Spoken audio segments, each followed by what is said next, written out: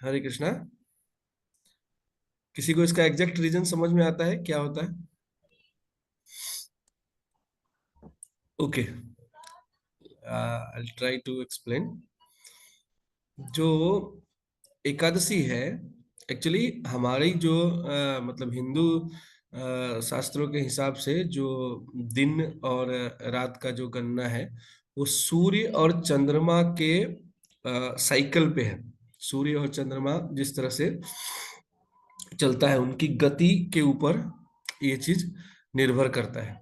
और उसके हिसाब से, चूंकि जो मतलब इंग्लिश जो कैलेंडर है ना, उसको सो बनाया गया है कि मतलब वो बीच में रहे, इट्स नॉट एक्यूरेट। और हिंदी जो कैलेंडर है उसमें बहुत एक्यूरेसी है, बहुत ज्यादा एक्यूरेट है वो इसके हिसाब से। तो जब किसी चीज को आप ज्यादा एक्यूरेट करेंगे ना, तो वो राउंड फिगर में नहीं होगा।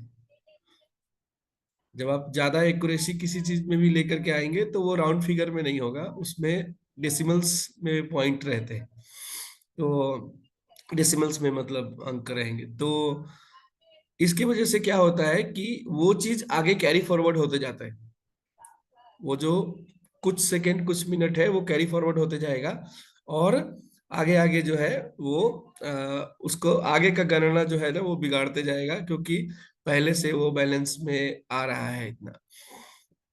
तो एक तो ये चीज हो गया। दूसरा एक क्या है कि जो जिस सिद्धांत को आप फॉलो करते हैं, जिस जैसे पुराने मतलब पहले जो आचार्य हुए हैं, उन्होंने कुछ थंब रूल्स बनाए कि ये चीज होना चाहिए और ये चीज नहीं होना चाहिए। तो ये जो है संप्रदाय वाइज डिफर करता है। मतलब किस आचार्य को आप फॉलो कर रहे हैं उसके हिसाब से ये डिफरेंस हो जाता है। तो जैसे एकादशी की बात कर रहे हैं, तो एकादशी में क्या है कि कई जगह पे एकादशी बहुत सारे मतलब इसमें जो है ना, पंथ में जो है एकादशी, जो वो एकादशी जिसमें दशमी है उसको एक्सेप्ट करते हैं कि मतलब थोड़ा सा दशमी भी रहेगा एकादशी के दिन, और एकादशी रहेगा चलेगा, द्वादशी नहीं होना चाहिए। ऐसा बेसिकली कुछ संप्रदायों में ऐसा है। बट वैष्णव संप्रदाय में जो है वो ऐसा है कि दसवीं बिल्कुल नहीं होना चाहिए। खास करके जो जिस जिस संप्रदाय को हम लोग फॉलो करते हैं, गौड़ीय वैष्णव संप्रदाय, तो दसवीं का अंश बिल्कुल नहीं होना चाहिए। और एकादशी हो द्वादशी हो जाएगा चलेगा, त्रियोदशी होगा तो भी चलेगा, लेकिन दसवीं नहीं होना चाहिए। दसवीं बिल्कुल भी 10 मिनट उसमें प्रभु जी। 10th day of cycle, lunar cycle. Okay. तो वो दशमी हो गया, मतलब ऐसा परिवा द्वितीया तृतीया ऐसे गिनती होता है उसका। तो आप ऐसे 15 डेज का होगा। मतलब 15 डेज का जो है वो कृष्ण पक्ष, जिसमें चंद्रमा मतलब कम होता है, चंद्रमा का आकार जो है वो कम होता है, और वो अमावस्या को जाके ये होता है, खत्म होता है वो 15 दिन का साइकिल। और फिर अगला 15 दिन का साइकिल जो है वो उसमें चंद्रमा का आकार बढ़ता है, और पूर्ण चंद्र पे मतलब पूर्णिमा पे जाके खत्म होता है। तो अब क्या होता है कि इसमें जैसे जब हम इसका जो जो नियम है वो ये है कि दसवीं आपको बिल्कुल नहीं होना चाहिए। और एक एक थंब रूल है जो लगभग बहुत सारे मतलब स्कूल्स इसको मानते हैं, कि सूर्योदय जिस तिथि में होता है ना, वो तिथि उस दिन के लिए, मतलब वो दिन जो है उस तिथि के अंश में ही होता है। जिस जिस तिथि में सूर्योदय हुआ, सपोज कि अगर एकादशी में सूर्योदय होता है और दिन का बाकी हिस्सा द्वादशी हो जाता है, तो उसको जो जो धार्मिक कार्य है, बाकी जो कार्य है उसके लिए उसको एकादशी माना जा सकता है कि ये एकादशी ही है, क्योंकि सूर्योदय एकादशी में हुआ था। और अगर सूर्योदय, सिर्फ सूर्योदय जो है वो दशमी में हुआ, और बाकी दिन द्वादशी हो गया, एकादशी हो गया, तो भी उसमें वो पूरे दिन में अंश जो है वो दशमी का है, 10th डे का अंश है, क्योंकि सूर्य का उदय 10वें दिन में हुआ था। उस दिन में सूर्य का जब उदय हुआ तब दशमी था। ठीक है, इज इट क्लियर? थोड़ा सा कंफ्यूजिंग है ये, लेकिन तो जैसे ही जैसे ही अगर उदय के समय में दशमी रहेगा, तो अभी क्या होता है कि हमारा हर जगह जाए, जैसे अलग अलग जगह पे हम लोग हैं, हर जगह सनराइज टाइम का डिफरेंस है अलग अलग, मतलब सूर्योदय का समय अलग अलग है। जैसे हैदराबाद में अलग है, अभी मैं सपोज अभी मैं जयपुर के इसमें हूँ, तो जयपुर के लिए जो टाइम है वो अलग है। फिर जो मतलब पश्चिम बंगाल के लिए, मायापुर के लिए जो है वो अलग है। तो यहाँ ये हो रहा है कि सूर्योदय किस तिथि में होगा, अगर उसमें दशमी का अंश थोड़ा सा भी रह रहा है, ब्रह्म मुहूर्त से लेके, इट्स नॉट ओनली सूर्योदय, ब्रह्म मुहूर्त से लेके, सूर्योदय से 2.5 घंटा पहले जो ब्रह्म मुहूर्त है ना, ब्रह्म मुहूर्त में भी अगर दशमी का अंश है, तो उस एकादशी को, जो गौड़िया वैष्णव संप्रदाय का जो सिद्धांत है उसके हिसाब से वो एकादशी एक्सेप्टेबल नहीं है। समझ में आया? तो आज के दिन में जो है एकादशी, मतलब दशमी जो है ना, रात को, रात के कुछ प्रहर में है, मतलब भोर में आप समझिए कि कहीं कहीं पे 3 बजे तक, 3 बजे के अराउंड, 3 साढ़े 3 बजे तक जो है वो दशमी है, उसके बाद एकादशी है। बट कहीं कहीं पे जैसे सूर्योदय का टाइम जल्दी है ना, अब आप पूर्वोत्तर में जाएंगे, जैसे अगर बंगाल में देखेंगे, बंगाल या फिर असम में, तो वहां सनराइज बहुत जल्दी होता है। तो वहां पे उनका सनराइज के हिसाब से वो जो मतलब जो टाइम है दशमी का, वो उनके ब्रह्म मुहूर्त में आ रहा है। समझ में आया? अभी भी कंफ्यूजिंग है। जय प्रभु जी। हाँ, 10th डे नहीं होना चाहिए, दशमी नहीं होना चाहिए एकादशी के दिन। और सूर्योदय जिस तिथि में है, वो पूरा दिन उस तिथि के अंश में होता है। तो अगर सूर्योदय जहां जल्दी हो रहा है वहां जो है वो दशमी का अंश रहेगा, इसलिए आज नहीं करने के लिए कहा जा रहा है। और जहां सूर्योदय लेट होता है वहां पे आज आज दशमी का अंश नहीं रहेगा, इसलिए आज करने के लिए बताया। करने के लिए। एग्जैक्टली दो, आज का जो कंडीशन है उसके हिसाब से ये है। तो मोस्ट प्रोबेबली हम लोग जितने लोग हैं वो लोग हमारे ख्याल से आज के डेट वाले में ही है, कोई पूरा ईस्टर्न साइड से नहीं है। सुमन माता जी, आपके यहाँ क्या है, पता है आपको? एकादशी आज है कल है? नहीं पता। नहीं पता है एक्चुअली। नहीं पता। वो ठीक है, मैं आपको देख के मैसेज कर दूंगा क्लास के बाद। एक्चुअली आपके यहाँ कल होना चाहिए वैसे, मेरे अंदाजे से, बट मैं कंफर्म करके बताऊँ। तो क्योंकि वो भी ईस्टर्न पार्ट में ही है, मुजफ्फरपुर जो है वो ईस्टर्न पार्ट में है, तो उधर होना चाहिए, कल कल होना चाहिए वहाँ पे। बाकी जो ये वेस्टर्न एन पार्ट है जहाँ सूर्योदय लेट से होगा, वहाँ पे आज ही है। तो ये है तो वो लॉज। हम लोग के यहाँ जो एक कैलेंडर आता है वो ठाकुर प्रसाद, आपको आप भी जानते हैं, हाँ उसमें तो हाँ पूरा वो अलग रहता है, हम लोग से बिल्कुल नहीं मिलता है। एक्चुअली माता जी कैसा है ना, जो ठाकुर प्रसाद का कैलेंडर है ना, वो बनारस से प्रकाशित होता है। और उसमें जो लोकेशन वो लोग फॉलो करते हैं वो बनारस का ही फॉलो करते हैं। उसमें लोकेशन चेंज नहीं कर सकते ना आप, वो बनारस का ही लोकेशन मानता है वो। बट एक्चुअली आपको मानना क्या चाहिए कि जिस लोकेशन में आप हैं, मतलब जहां आप हैं वहां जिस टाइम सूर्योदय हो रहा है वो आपको देखना चाहिए।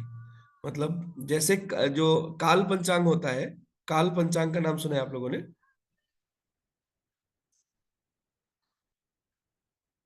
अपने जैसे हम लोग 3 लोग यहाँ हैं मुजफ्फरपुर से, हमारे हमारे यहाँ ही 2 पंचांग चलता है।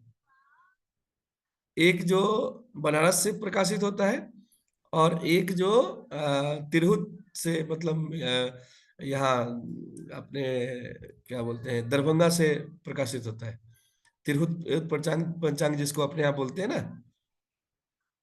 तो आप देखे होइएगा, ये चीज अगर आप लोग को ध्यान में हो, तो तिरहुती पंचांग में और बनारसी पंचांग में कभी कभी त्योहार आगे पीछे होता है।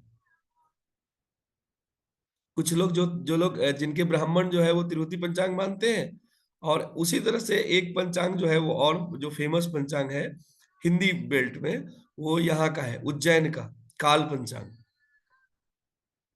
तो काल पंचांग का गणना जो है इसी तरह से, यही रीजन होता है कि जो हिंदू मतलब हिंदू त्योहार जो है ना, वो कई बार देश में अलग अलग दिन पे मनाए जाते हैं।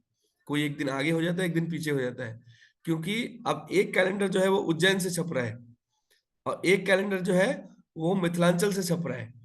तो मिथिलांचल वाले का जो सनराइज टाइम है वो पहले हो जाएगा, और उज्जैन वाले का जो है वो बहुत देर बाद में हो जाएगा।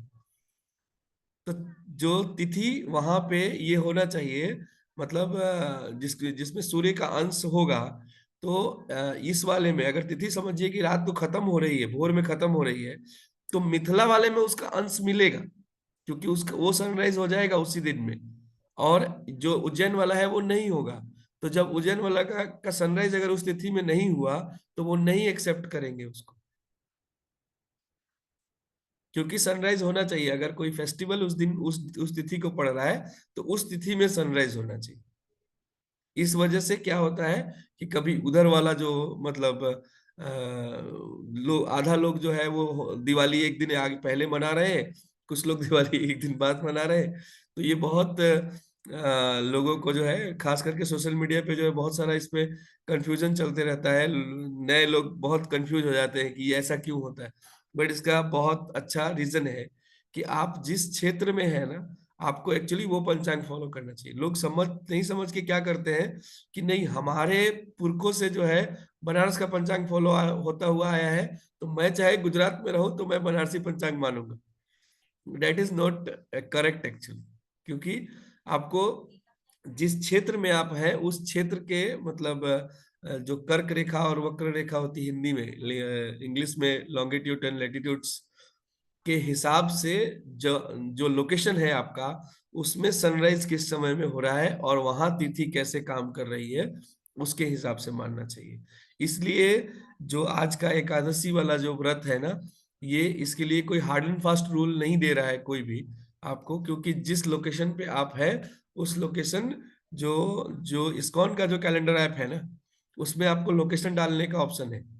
आप लोकेशन डालने का ऑप्शन क्या है, आप जैसे इंस्टॉल करते हैं तो आपको लोकेशन पूछा जाता है किस सिटी का के हिसाब से आप उसको फॉलो करना चाहते हैं। तो जब आप उसमें सिटी डालेंगे तो वो लॉन्गिट्यूड लैटिट्यूड ले लेगा, और उस हिसाब से जिस दिन त्योहार रहेगा वो त्योहार आपको वो बताएगा। इस वजह से ये कंफ्यूजन होता है, चाहे वो एकादशी में हो या बाकी त्योहारों में भी अगर होता है। अगली बार अगर आप लोग को पता चले कि ये हो रहा है, तो ये समझ में रखिएगा कि इस सूर्योदय के समय की वजह से ऐसा होता है, नहीं तो कोई विरोधाभास नहीं है, कोई विरोधाभास नहीं है। बहुत बार जो है इस चीज को, मैं ये चीज क्यों बोल रहा हूँ, मतलब कि कई बार क्या होता है कि हमारे खास करके यंग लोग, जैसे स्नेहा माता जी है, नंदिनी माता जी है, आप लोग स्कूल कॉलेज में जाते हैं, और वहाँ पे जो दूसरे संप्रदाय के जो लोग हैं, वो लोग इन चीजों को लेकर के आपको ट्रोल करते हैं कि कैसा तुम्हारा कैसा ये है कि ये क्या होता है, तुम लोग आपस में ही कॉन्ट्राडिक्टी ये करते रहते हो, कभी ये मानता है, कभी कोई इसको मानता है, उसको मानता है, कोई बोल रहा है आज है, कोई बोल रहा है तुम्हारा कोई कंफर्म नहीं है क्या। Then you have to know कि क्यों ऐसा होता है। जब आप जानेंगे कि ऐसा इसका होने का रीजन क्या है, तो आप इसको काउंटर करके जवाब दे सके या नहीं दे सके उससे कोई फर्क नहीं पड़ता है। एक्चुअली आपके अंदर में ये क्वेश्चन नहीं उठना चाहिए कि ऐसा क्यों है। ऐसा इसलिए है कि कोई धर्म ऐसा है जिसका पंचांग यहां नहीं कहीं और बैठ करके, you know, all the planets have effect on each and every person. जो प्लैनेट्स का कंडीशन है ना, अच्छा, one second, I continue, but आज एकादशी है आप सभी के लिए, तो एकादशी कथा सुनना जो है वो मस्ट है। और मैंने प्रभु से रिक्वेस्ट किया है कि पहले एकादशी कथा करने के लिए, तो मैं आप लोग को लाइव कर देता हूँ उनको, कि आप लोग सुन सकेंगे एकादशी कथा। हरे कृष्ण प्रभु जी। हरे कृष्ण माता जी। प्रभु जी, मुझे थोड़ा सा कंफ्यूजन रहता है कि आपकी क्लास भी अटेंड करना चाहती हूँ और रघुनाथपुरी आज प्रभु जी की भी करना चाहती आज हूँ। मैं आपका तो वो कंफ्यूजन दूर कर दूंगा। ओवरलैप हो जाता है प्रभु जी, फिर मैं आपके बीच में छोड़ के भागना पड़ता है। आप 10 मिनट पहले आए, जैसे 5:45 या कुछ ऐसा, तो मैं आपका भी अटेंड करूं, उनका भी करूं, कुछ तो भी प्रभु जी, मेरे को अच्छा नहीं लगता ऐसे। मैं बीच में भाग जाती हूँ आपकी क्लास छोड़ के। कोई बात नहीं माता जी। जी, आप अभी तो उधर जाती आज हूँ मैं, सॉरी प्रभु जी। नहीं नहीं जी माता जी, आज आज आप यहाँ पे भी रहेंगे तो सेम क्लास सुनेंगे, मैं उसी क्लास को मैं इधर लाइव कर रहा हूँ। सिंधु एव च ओके। पतितानां पावनेभ्यो, 1 सेकंड, गिव मी 1 सेकंड। नमो नमः नमः जी विष्णु प्रभु जी, थैंक यू पादाय प्रभु जी। कृष्ण पृष्ठाय भूतले श्रीमते भक्ति वेदांत स्वामी निधि नामिने नमस्ते सरस्वती देवी गौरवाणी प्रचारिणे निर्विशेषा शून्यवादी। It is audible and visible to all. जय श्री कृष्ण चैतन्य जी प्रभु प्रभु जी। नित्यानंद यस प्रभु जी। अद्वैत गदाधर श्रीवासादि गौर भक्त बिंद। हरे कृष्णा हरे कृष्णा।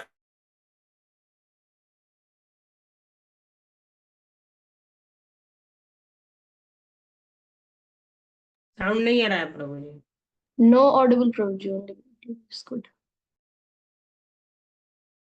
गोविंद जी के गोपीनाथ की जय, राधा रमन की जय, राधा माधव की, जगन्नाथ बलभद्र सुभद्रा मैया की जय, गौर अंगा की जय, गौर निताई की जय, अनंत कोटि वैष्णव शील प्रभुपाद की जय। हरे कृष्णा। वो आप सभी माताएं और प्रभु जी, आप सबका हार्दिक अभिनंदन। और आज एकादशी, महा एकादशी, कहते हैं कि एकादशी का महाव्रत सब लोगों को करना चाहिए। एकादशी क्यों, क्या बोलते हैं एकादशी को? माधव तिथि भक्ति जननी। तो अब हमें एकादशी करेंगे तो भगवान की भक्ति प्राप्त